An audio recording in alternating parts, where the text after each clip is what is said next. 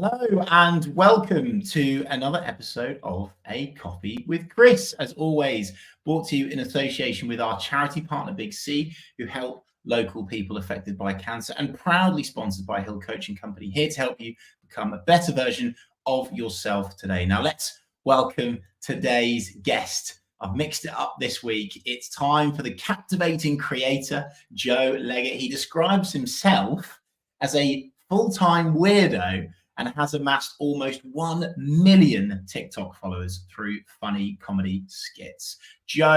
Let's kick it off with this question. Creating content on TikTok, is it really worth it? Awesome. Yeah, well, thanks for having me, Chris. I think creating content on TikTok is definitely worth it, whether you want to do it for yourself or for your business. It's definitely worth it, mainly for the marketing side of things. For me, obviously, it's been a very, very good journey. But I've also seen a lot of businesses that I used to work with. So before I actually started doing it myself, I worked with Pan and Ice, who are like an ice cream roll company, and I was their social media sort of manager. So seeing it on a business perspective and then seeing it on like a personal perspective, it's very good for both journeys. So yeah, it's definitely worth it. So people know, we're long away from the days of when TikTok first launched, and it was very much, it had this stigma of it was just kids doing dances on there, right? We're away from that now. It's evolved, isn't it? 100%. Yeah, I can confirm I haven't been doing any dances in the entire time period that I've been doing it. Although, that might perhaps get you to 1 million followers, maybe. We'll see. Maybe a little special. What's the secret, mate? Because I think with TikTok, it's a platform that is always approached by businesses and creators with perhaps a much larger degree of fear. I don't necessarily know why that is, but I'm really interested to get your take on that. And also, what's the secret behind you amassing so many followers, and how long have you been doing it for? And do you have a strategy? Please share any wisdom you've got. Yeah, of course. I mean, on a personal level, when I started it, it was more, I started it as a joke, which a lot of content creators will say. They will always tell you they started it as a joke. Obviously, somewhere deep in there, I really, wanted to go into social media as a career. However, it's one of those things where it is a little bit scary to get started with. So I started it just to sort of ease into it. And then I don't like to say lucky, but I think for the start, the way that I hit it off was very lucky. It went very lucky. Well. The videos I was creating weren't the best content, but they were amassing a lot of amount of views that luckily people started following me from. And then it's sort of a thing where you have one viral video and that can take it off massively, which is also good success. If you are a business, it can be as easy as one video blows up and that could change like the whole trajectory of your business. But for me, yeah, it was a sort of a case. I had one viral video literally near the start, and it sort of got me to 100,000 followers within a couple of weeks. So already the platform was there. And then sort of leading on from that, it's been a bit slower progress, but we have kept going. And I think the main thing if you're getting started is consistency.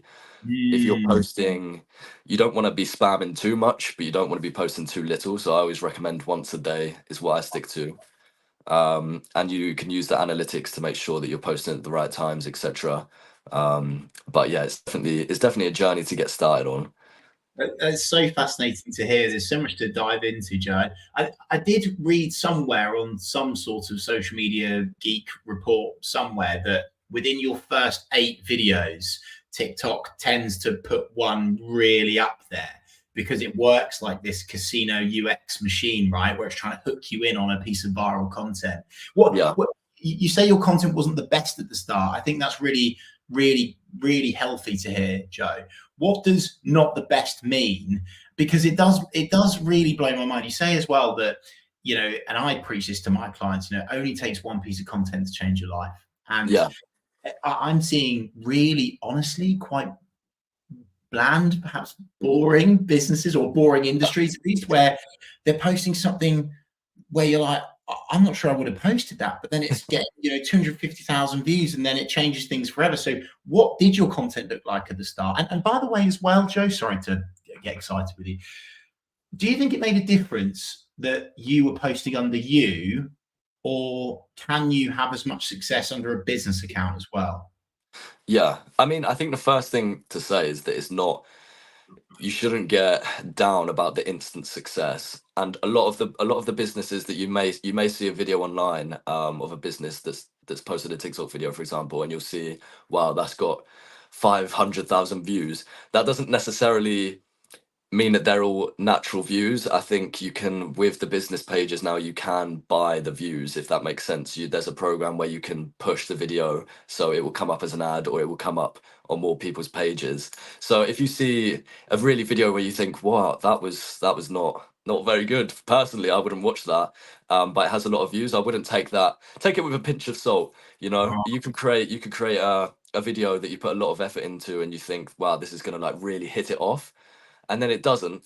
But you can't let that affect you, because the TikTok algorithm is very inconsistent, Yeah. and especially nowadays it's sort of a long-term period where they push videos. You have to be very lucky to get a video that blows up instantly now, whereas at the start it was a bit different, where they would push it within the day. But the content that I created when I first started wasn't the best, because it was just, I would, well, mainly, to be honest, I would copy a video that I saw at the start. I would copy a video if there was a trend going on. I wasn't completely myself. I wasn't showing any personality. It was more, oh, that video did well, I'm gonna basically recreate that. That's amazing. You've teed me up there, Joe, actually, because the thing for me, I look at all of your content, and the word that screams in my face is authentic. And this is a word that's banded around the marketing industry all the time, and it seems to be like this holy grail that people want to get to. But yet, sometimes by approaching it with the pure aim of being authentic, it almost looks inauthentic and plastic, and perhaps that the business or the brand or the creator is trying too hard. So how can a business achieve that? And I guess, how are you achieving it? Yeah, I think it's a lot easier than it seems on the face value for a business to come across personal. Um, for me, when I worked at Pan and Ice and I was doing their social media accounts, before I sort of joined, it was very much the same sort of videos over and over again. And you Mhm. kind of just, I mean, I went in with a fresh outlook of, I know what works for me on my account. So it wasn't the business side and then me.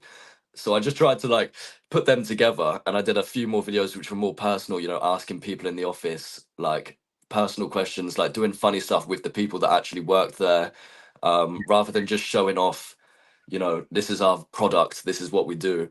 It's more about showing that the people behind the business that work in, and like, I feel like as a customer, definitely you can connect more with a business if you're seeing the people that are working there daily, and you're seeing that they aren't just robots, and they're not just like, please buy our stuff. If there's a bit of comedy factor, a bit of personal stuff going on, you can really relate to them more, and it makes you want to, purchase their product more. Love that, Joe. So with you. And of course, businesses need to do this. I do need to add a caveat, though, and I'm sure you'd agree with this. Sometimes I'm seeing businesses perhaps follow too many trends, or the wrong type of trends for their Yeah, business. I won't name any names because it's inappropriate, but there was a business that I was associated with at a former agency, and one of their clients had decided to just do something themselves that was outside of the strategy that was agreed. And it was a video which was something along the lines of, when you're the CEO and you're leaving work at 3 o'clock for beers, like, and he was like dancing out of the office. And I was yeah, just like, oh no. So there is a balance to be had. I yeah, think it's fair to say, Joe, you're so funny. Like, you just, the content that you do cracks me up, and it really just makes me laugh. And I feel like the world of social, or the world in general, needs more of this. But certainly the world of social needs more of this. And I would really love to ask you about humor. I think mhm, it's something that businesses should try to deploy more within their strategy. I think they're quite scared of it because, of course, we're in this cancel culture world. And sometimes, Joe, I have to admit, when I press on one of your videos, I'm like, oh no, like, is he yeah. going to go over the line? But yet you don't. And so, how does a business and a creator balance it as well as you. Yeah, I think you have to understand. I mean, for me, it comes down to your own moral compass.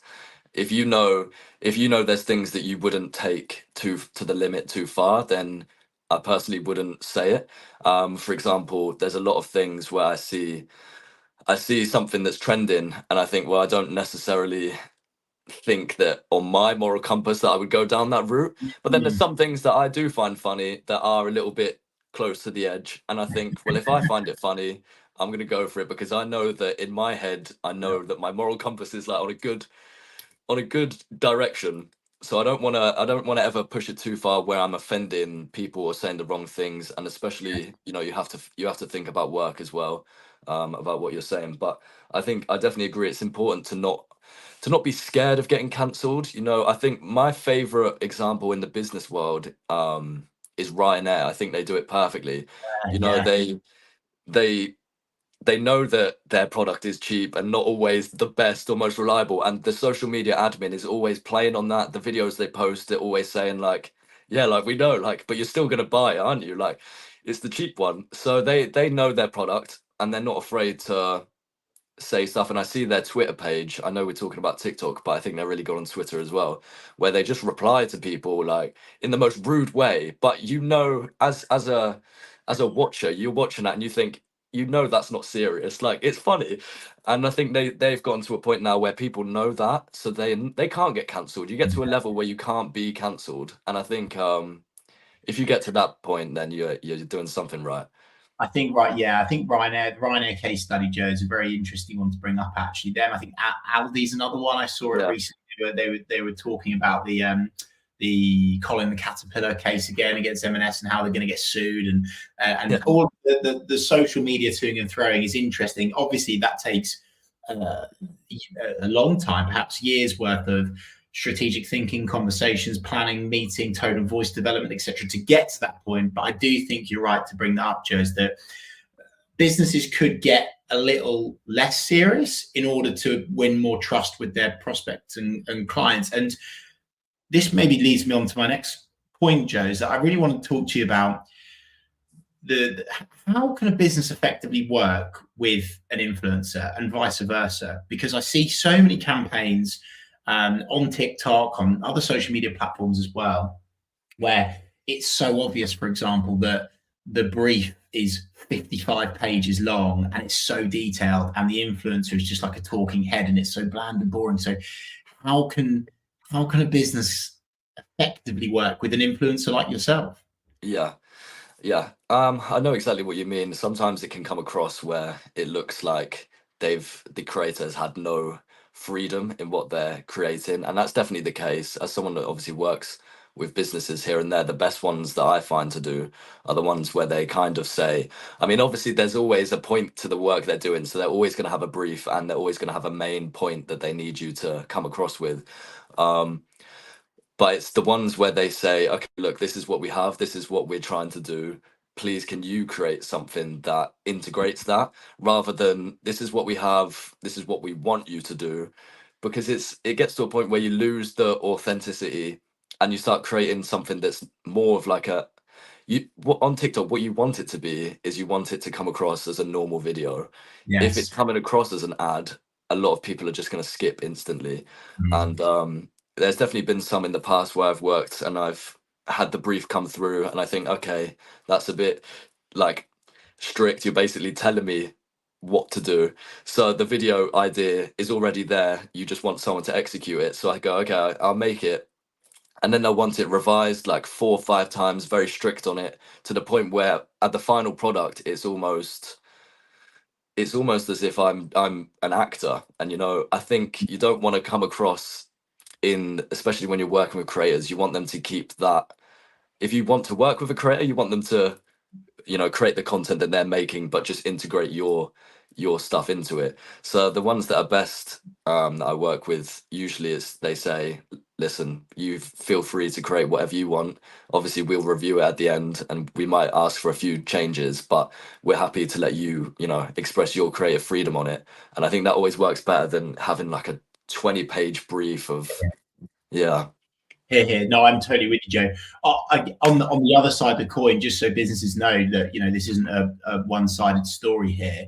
I think also influencers or whoever, whatever title you want to give them, they also need to be told, like, how many deliverables as well. I think that's quite important. Like, how many videos, when would they like it to be posted? Because I do see a lot of businesses falling foul of really poor briefing, actually, Joe, where yes, there should be something that still allows you to be creative, like you've said, but at the same time, it's important that those deliverables are in there. So obviously then the influencer can do that. It's really interesting to get your take on that, Joe. I think you're so right. You can overdo it and you just become an actor, and it loses its pizzazz, its power. And that's essentially the social media world that we're living in now, is one of which that you're almost expected to be sold to. And so there is this art of making it look like not an ad, right? How do you do that? How do you do that, Jill? I saw one you did ages ago for, was it a toothbrush or a toothpaste or a tooth something company?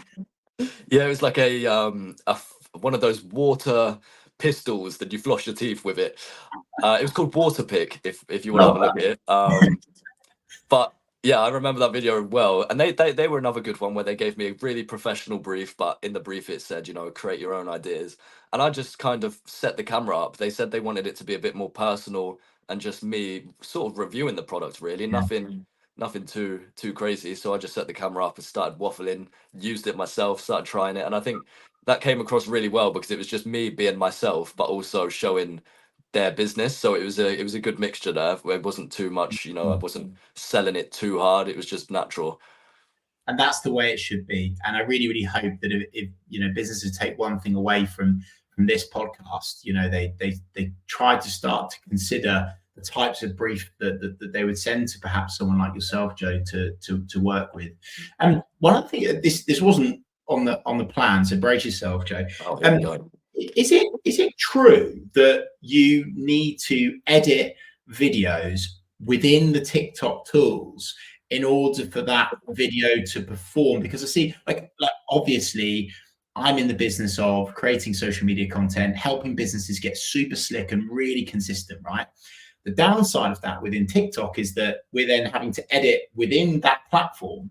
So it creates a bit of a barrier to getting really consistent. So does it make that much of an impact, Joe, if you don't edit your videos within the TikTok tool?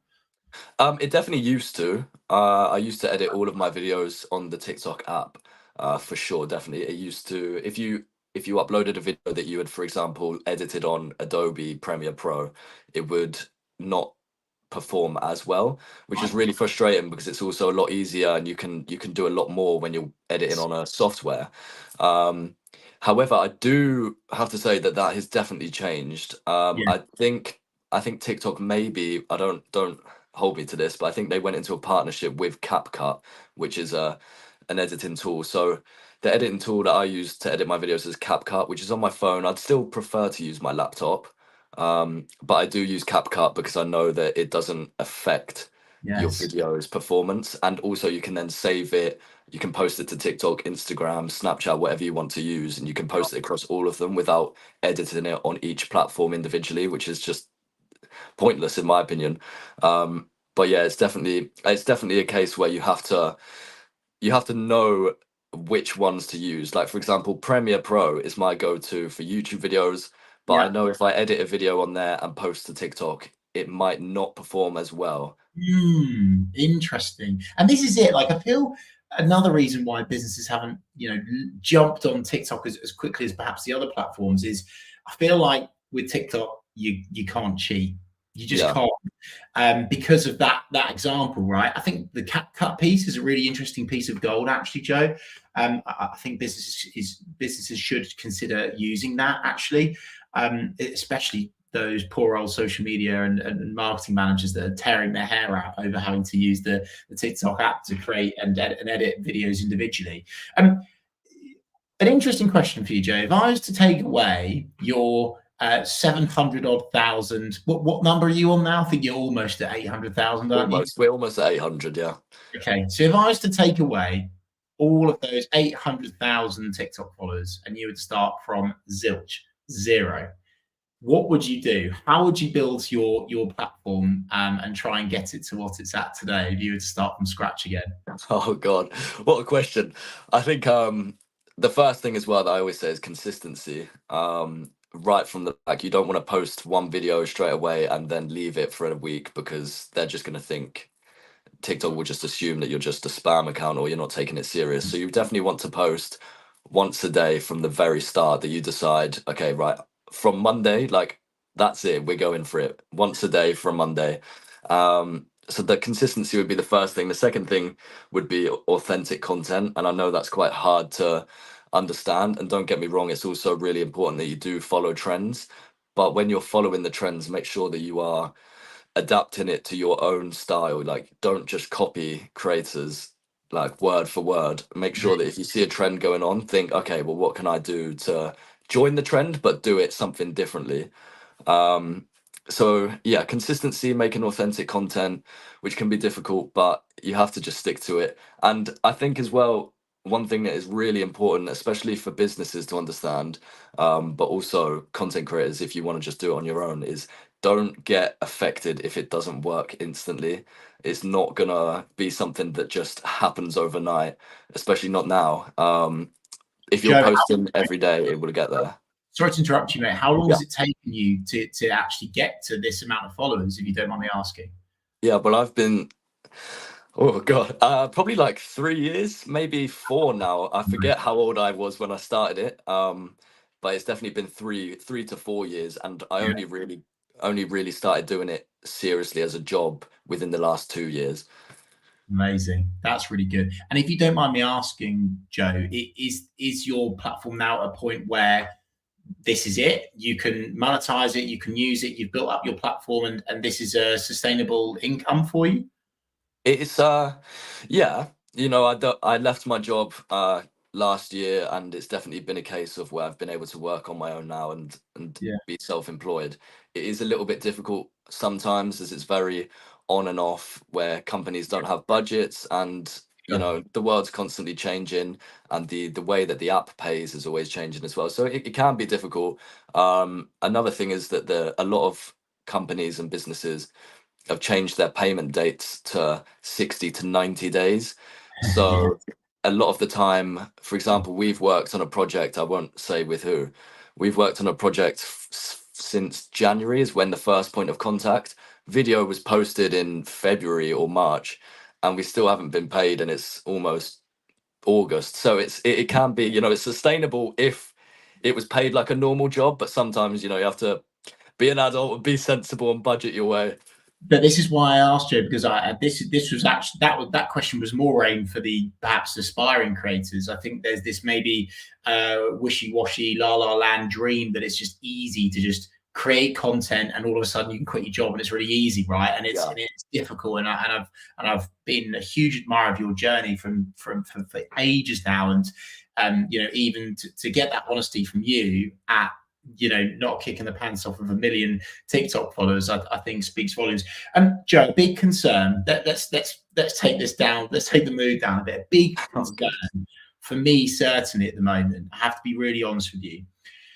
I'm having to tell any business that wants to jump on TikTok, look, if your audience are there, then for sure do it. And especially if you're future-proofing your business, you're getting out additional touch points, you've got an engaging, consistent flow of fresh video content, you've got the ability to edit, great. Let's do TikTok. But there's an elephant in the room. And that's that there's a lot of conversation around the US App Store taking it down because there is a political thing that's going on at the moment between TikTok and America, and it's all just so complicated. So, Yeah. what happens, Joe? And I don't want to make you cry on this show, but what happens if all of a sudden you can't actually post to TikTok anymore? Yeah, start to get a bit nervous, and I'll probably have to apply for another job. I It's definitely something to be worried about. Luckily, it is only a conversation that they're having in the US, and for me, the main audience for me is the UK. Yeah. So if that was to happen here, I would, to be honest with you, be quaking in my boots a little bit. Because if that goes, you have to start fresh. If TikTok goes, there will always be another app that will replace it. especially because it's so popular. Like Yeah. someone will replace it. So you have to be ready to start fresh on that straight away. However, it's definitely worrying. I wouldn't necessarily think too much into it in this country. I don't think I see too much about it going downhill here. If Okay. your target audience is America, then obviously you need to be a little bit more wary of what's going on over there with that situation. And America is obviously a very big target audience for people like people that want to, capture that audience. But the good thing about TikTok, if you are just a business in the UK that is predominantly focusing on the UK, is that your videos will only get pushed to the UK. Right. You have to be very, very lucky for your video to go over to the US. I didn't even know that, Joe. So you're telling me that if you post within the UK, you won't get seen by a US audience? Yeah, so they will push your video to the location that you post from. So if I post today from Norwich, the predominant people that will get pushed to are in Norwich, then it will grow to the whole of of England and the UK. And if it's really viral and you're saying the right things, it can obviously go to the US or other countries. It just has to be a very viral video. So the predominantly, I don't know what I'm saying about that, but the videos that I will post will mostly be UK people. If I Interesting. mention stuff about America or mention stuff about Americans, I find after a month or so, Oh, right. Americans find the video and then it blows up again. So it's kind of like a ripple effect where it won't be instant, but it will reach there eventually if you do the right things. What's become really apparent in this conversation, Joe, is that I know that no one knows the exact algorithm, but it's so obvious that you are studying it, you're testing, you're learning, you're seeing what works. You're, as I say, you're split testing and Yeah. different times, different content. And I think that's a really good mindset to have. And Joe, there was something that you said actually off air that before we started about what you think the current algorithm on TikTok is prioritizing. And I was quite shocked. So would you mind sharing that with our audience? Yeah, of course. Yeah. So when you posted a video last year or before, it was very much you could blow up instantly. They did try to stop that a little bit, but it was still the case where I would post a video and it would get over 10,000 views in an hour, especially when you have already the following base there. That's kind of what you would expect, right? So I post a video, it would get 10,000 views in an hour, and then sometimes in the night it would go way higher. A lot within the past 2 months, you can look into it, and it's official. They've kind of said on their website, and if you go onto the settings and everything, they tell you if they're prioritizing videos that are posted before. I think they've recently done a thing where there's people, when you post the video gets reviewed for a lot longer, whereas it used to be reviewed within an hour and then okay, yeah, that's clear to go. So you were getting some questionable videos that probably shouldn't have passed the review, whereas now they're being very strict on what is posted on the app. So if you post a video now, it may be a case where it doesn't actually start to grow or blow up for a week or 2 weeks, maybe even longer. So it can feel a bit disheartening, especially when you're used to it doing so well straight away, all of a sudden seeing it go slower and slower, and you think, wow, like I haven't changed anything, what's going on? So yeah, it is frustrating. However, once you do your research and you realize, okay, it's nothing I'm doing, it is just a case where, and if you talk about something relevant, it will still go straight away. For example, something was relevant the other week that I spoke about and it done really well. But if you just post an authentic video that is really good, I can see now that it's prioritizing videos from a few weeks ago. And if you go on your For You page to test it out yourself, all the videos on your For You page, you can obviously press on the profile. And if you press on their profile and see where that was posted, you'll see that the For You page isn't showing videos that were posted this week, last week. It's like a month ago. Interesting, very interesting. And of course, like, and do you know, Joe, I don't often do the algorithm chat because actually, Yeah. If someone listens to this in a month's time, it could all change. be out the window. But I just think it's really important for people to listen to that and not necessarily action it, but to consider the fact that something that's right today might be wrong tomorrow. And that's why people like me are in a job, right? To stay on top of these algorithms. Joe, we could go and go and go and go, but I am going to ask you one final question, which is, what are the top mistakes you see businesses, I would say, businesses making when it comes to their TikTok content, and why shouldn't they be making those mistakes? biggest mistake that I would say is you have to have the perfect balance that we already spoke about between, okay, we need to be serious here, but we can also post a video next week that isn't so serious. There needs to be a perfect balance where you're not constantly giving the serious content every time. Obviously, as a business, you need to be serious the majority of the time, but it's good to have little filler videos that aren't so serious that can give you the marketing. It's also down to the editing. I see a lot of businesses or ads that pop up, and the editing is just so slow and too professional. Like you need to be keeping the words so that there's no break between words, if that makes sense, between the sentences. Otherwise, it just comes across really slow and boring. And the way that they're speaking, it's a short form content app. So when you're speaking, you need to be quick. You need to be speaking fast, get your point across instantly to hook them. And a lot of the time, it's just boring. Like I'll scroll and I'll see an ad, and it's so slow to get into it that you've already switched off.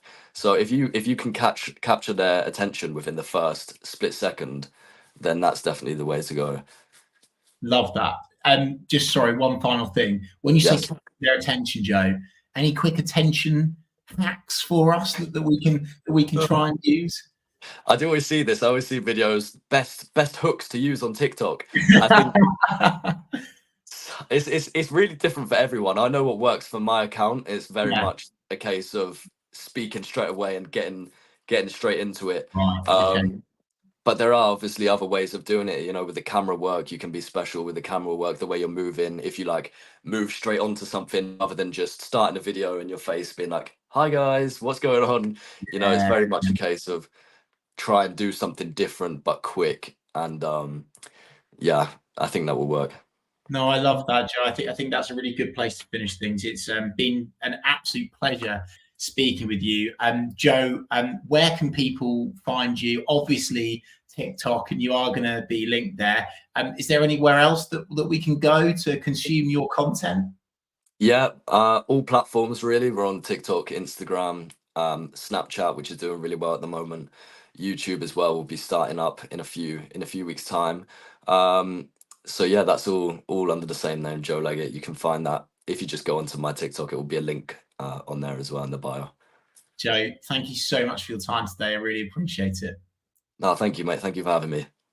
And thank you so much to everyone watching this live, listening to this back, watching this back. Really appreciate it. As always, this conversation has been brought to you in association with our charity partner, Big C.